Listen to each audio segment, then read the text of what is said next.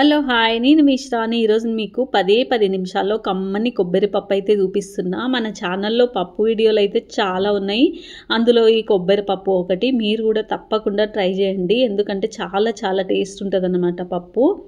అయితే ఇది ఇప్పుడు మీకు లెంత్ లేకుండా 10 నిమిషాలు అన్నా కాబట్టి 10 నిమిషాల పప్పు లెంత్ లేకుండా చెప్పేస్తున్నా. ఇక్కడ పప్పు వాష్ చేసుకున్న పప్పు, టమాటాలు, పచ్చిమిర్చి వేసుకున్నాను అన్నమాట కుక్కర్లో.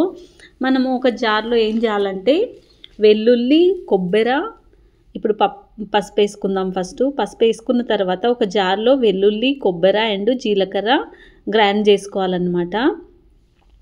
ఓకే, ఇప్పుడైతే వాటర్ వేసుకున్నా. ఇక్కడ చూడండి ఒకసారి మీరు. నెక్స్ట్ ఇక్కడ కొబ్బరి తీసుకున్న ఒకటి అండ్ జీలకర్ర, వెల్లుల్లిని పేస్ట్ చేసుకున్నా. ఆ పేస్ట్ను కూడా వేసేసుకున్నాను అనమాట. కొంచెం వీడియో అటు ఇటు అయితే ఏమనుకోవద్దు. విజిల్ కూడా అయిపోయింది, ఒక 4 విజిల్ అయినాయి. ఇక్కడ పోపు అయితే పెట్టుకుందాము. విజిల్ అయిపోయేలోపు ఆవాలు, జీలకర్ర వేసుకున్న ఇందులో. నెక్స్ట్ వచ్చేసి మనము ఎండుమిర్చి అండ్ వెల్లుల్లి కూడా వేసుకుందాము. ఆ తర్వాత కరివేపాకు వేసుకుందాము. ఇవి మనము వెల్లుల్లి కొంచెం కలర్ మారే వరకు పెట్టేసుకోవాలి. ఇక్కడ పప్పు ఉడికిపోయింది, ఉప్పు వేసుకొని రుబ్బుకుందాము. నేను కొంచెం పైన వాటర్ ఉంటే పక్కకు తీసుకున్నా, ఎందుకంటే పప్పు మెదుపుకోవాలంటే పైన వాటర్ని అయితే తీయాలన్నమాట. నెక్స్ట్ మళ్ళీ తర్వాత పోసేసుకోవాలి. ఓకే, ఇక్కడ నేను ఆ వాటర్ని మళ్ళీ పోసుకున్నా. ఇప్పుడు మనం ఉప్పు చూసుకోవాలి. ఓకేనా, ఇప్పుడు ఇందులో మనం చేసుకున్న పోపుని వేసేసుకుందాము. ఇంకా కలిపేసుకుందాం.